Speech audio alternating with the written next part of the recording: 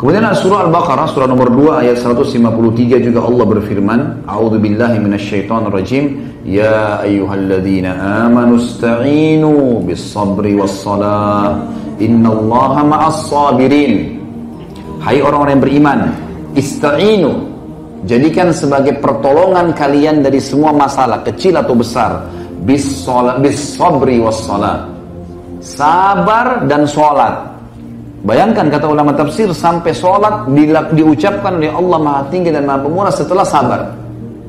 Karena teman-teman sekalian, kalau kita mulai segala sesuatunya pada saat musibah datang, cobaan datang, maka kita mulai dengan sabar teman-teman. Maka dipastikan kalau kita mulai, oh ya Allah sudah takdirin, sudah saya sabar deh, saya terima. Ya Allah, mudah-mudahan Engkau memberikan jalan keluarnya, gitu kan? Lalu kita sholat, maka sholat kita bisa khusyuk. Tapi kalau antum dalam kondisi belum menerima, belum sabar dalam masalah itu, lalu antum sholat tidak bisa konsentrasi. Jadi memang di sini disebutkan bis-sabri was-shalah, lalu Allah pastikan, innallaha ma'as sabirin. Allah pencipta langit dan bumi, yang kalau kita sakit dia yang ciptakan kita, dia yang ciptakan penyakit, dia yang ciptakan kesembuhannya. Kalau sedang ada orang yang mengganggu, dia yang menciptakan kita, dia yang menciptakan orang yang mengganggu itu, dan dia juga yang bisa membinasakannya. Kalau sedang ada nikmat, dia yang menciptakan kita, dia yang menciptakan nikmat, dia yang bisa mempertahankannya dan menambahkannya. Maka Allah berkata, sungguhnya Allah bersama dengan orang-orang yang sabar. Sabar dalam ketaatan, sabar dalam meninggalkan kemaksiatan. Juga dalam surah Ghafir, surah nomor 40. Tentu tadi itu yang Al-Baqarah tadi 153 ya. Maaf. Kemudian surah Ghafir ayat 4, surah nomor 40 atau surah Mukmin ini ya. Dalam surah ini ada dua ayat disebutkan yang sama, ayat 55 sampai ayat 77. Nah, ayat 55 dan ayat 77. A'udzubillahi minasyaitonirrajim. Fasbir inna wa'dallahi haqq. Sabar. Janjinya Allah benar. Benar janji Allah. Orang sabar diampuni dosanya. Orang sabar diberikan pahala berlipat ganda. Nanti akan kita jelaskan. Orang sabar dijanjikan kedudukan dan kekuasaan di muka bumi. Ada semua ayat yang kita bacakan masalah itu. Sungguhnya janji Allah benar. Sabar sedikit di dunia, mati masuk surga. Benar semua itu. Yang mirip dengan itu teman-teman sekalian adalah surah Ar-Rum. Juga surah Ar-Rum, surah nomor 30 ayat 60. Allah yang Maha Tinggi dan Maha Pemurah berfirman, A'udzubillahi minasyaitonirrajim. Fasbir inna wa'dallahi haqq wa la yastakhifannaka alladhina la yuqinun. Sabarlah, sesungguhnya janji Allah benar. Patuh, diganggu orang kita tidak layani, tetap kita mulia. Barang kita hilang, kita sabar, ikhtiar, terima dari Allah, ikhtiar cari hilang, sudah pasrahkan kepada Allah. Sesungguhnya janji Allah benar, pasti Allah akan gantikan ya. Dan jangan sampai kamu tergoda, kata Allah, la yastakhifannaka alladzina la yuqinun, dari orang-orang yang tidak yakin dengan ini. Jadi kalau lagi ada cobaan, makna ayat ini adalah jangan berteman dengan orang-orang yang tidak yakin dengan Allah. Lagi ada musibah teman-teman, jangan bicara sama ahli fasaqah. Ya, maksudnya orang-orang maksiat, ahli fasik, ahli maksiat. Maka kita akan diajak sama dia ke diskotik, ke bar, ke maksiat, ke makan macam-macam. Makin buram, ya. Tenggelam di lautan, makin ditenggelamkan, bukannya malah dikeluarkan. Selanjutnya, dalil Al-Quran, surah Al-Insan, surah nomor 76 ayat 24. A'udzubillahi minasyaitonirrajim. Fasbir li hukmi rabbika wa la tuti' minhum athiman aw kafura. Bersabarlah hai Muhammad. Surah Insan surah nomor 76 ayat 24 ya. Sabarlah, berpegang pada hukum Tuhanmu hai Muhammad, dan ajarkan kepada umatmu itu. Dan jangan pernah kau ikuti orang-orang yang berbuat dosa serta orang buat kekufuran. Tak usah ikuti, walaupun kau dibenci, walaupun kau dihukum, jangan ikut-ikutan sama mereka. Toh maksimal adalah mati ya. Kalau di dunia kita akan keluar dan akan diberikan kemenangan. Selanjutnya teman-teman sekalian adalah janji Allah subhanahu wa ta'ala terhadap hamba-hambanya yang sabar akan diberikan kedudukan di muka bumi, kekuasaan. Dia akan dikenal, dia akan punya kedudukan, tapi melalui sabar dulu. Dikatakan dalam surah As-Sajdah, surah nomor 32 ayat 24, A'udzu billahi minasyaitonir rajim, wa ja'alna minhum a'immatan yahduna bi amrina lamma sabaru wa kanu bi ayatina yuqinun. Dan kami jadikan mereka sebagai a'immah, pemimpin-pemimpin yang akan menjalankan petunjuk-petunjuk kami di muka bumi sesudah mereka sabar dan mereka yakin dengan ayat-ayat kami. Jadi teman-teman, kalau kita lagi dicoba, diuji, lalu kita kembali ke jalan Allah, iman kita makin kuat.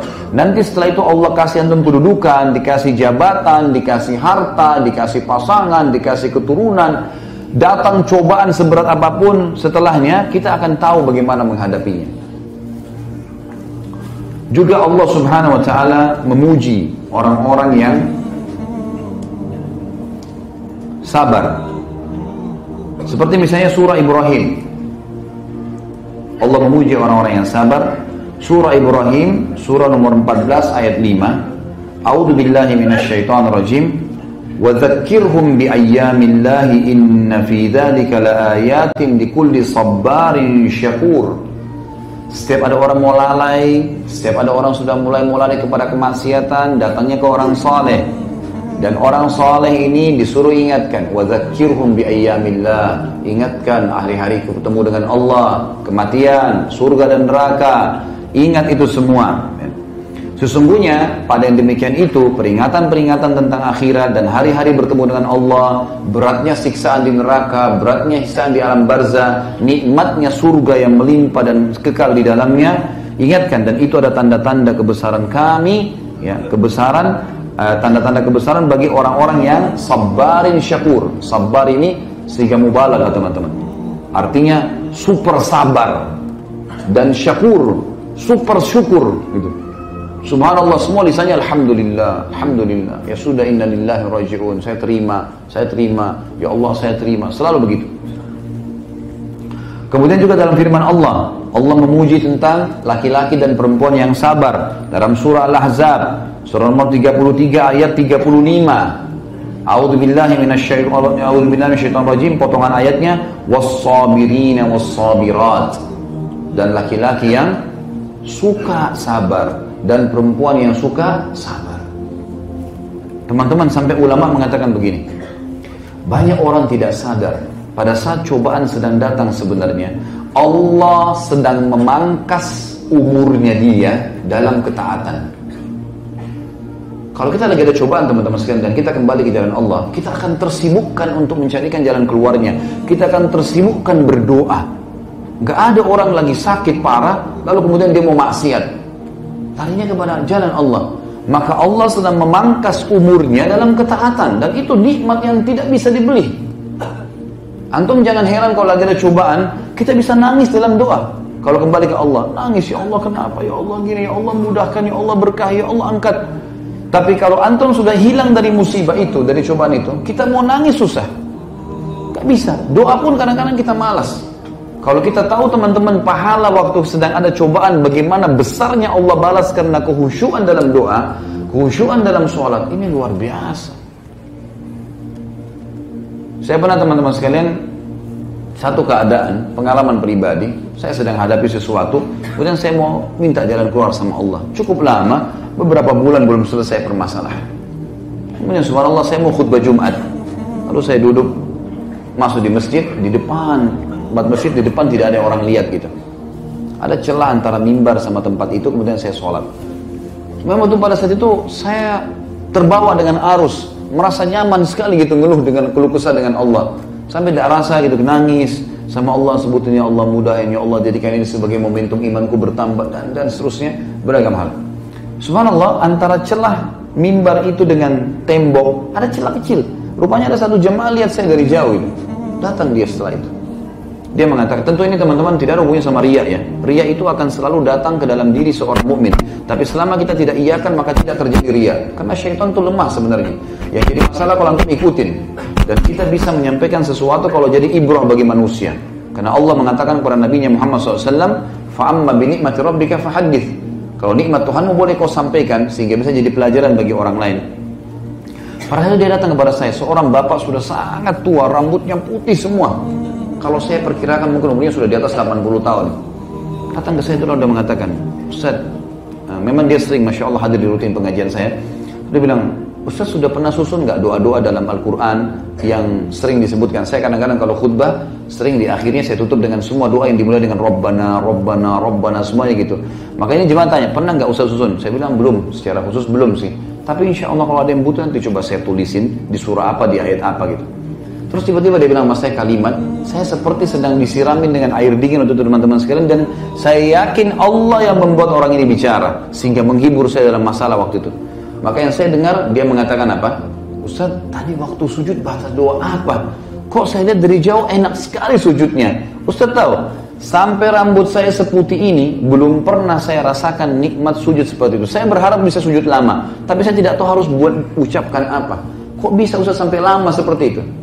Saya dengan biasa mengatakan, saya ada masalah Pak, dan saya keluh kesah dengan Allah. Nabi SAW mengatakan, akrabu abdun ya Rabbi wa huwa sajid. Orang paling dekat dengan Tuhannya, penciptanya, pada saat dia sedang sujud. Ya sudah, saya sampaikan keluh kesah saya. Tapi ucapan dia tadi subhanallah seperti Allah selalu ingatkan kepada saya. Ingat Khalid, nikmatku sedang besar padamu. Cobaan ini sesuatu yang kau bisa laluin. Dan banyak orang tidak bisa ibadah, justru yang kau rasakan pada saat cobaan sedang datang kepadamu.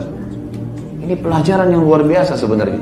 Maka sabar sedikit teman-teman dengan cobaan. Ini teman-teman yang selalu ribut dengan masalah cerai. Untuk apa cerai? Kecuali ahli maksiat yang sedang kita temui.